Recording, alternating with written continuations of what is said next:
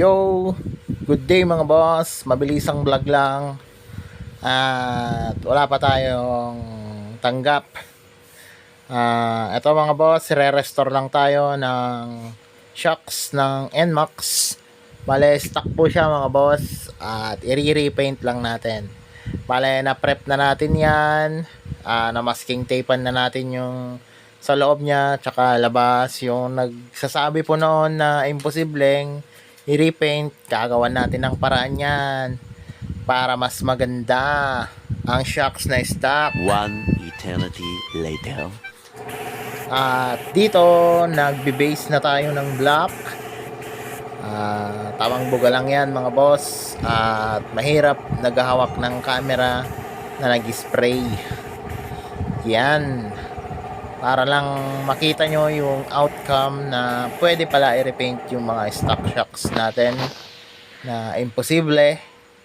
Pwede nyo naman pong ipabaklas yan, kaso hassle nga na naman pag magpabalik. Sayang lang yung pera ninyo. Yan. Pwede namang hindi na baklasin. Te-tape lang yan mga boss. Alright. Bale, black, silver, then yung kulay na natin, One eternity later. purple na mga boss. Yan. Bale, ang trip ni bossing is yung mica purple, yung kakulay daw ng RCB na DB2 series. Hindi naman masyadong nakuha, pero nagustuhan naman ng boss natin.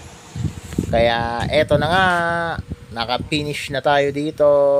Bale, 2 layers lang mga boss kasi hindi na natin na primeran to ng pangbakal. Plastic primer lang tayo dito para may kapitan lang yung dating pintura niya. At nag-base tayo ng black, silver, then yung purple po natin. Ayan. Angas mga boss, papatuyuin lang yan.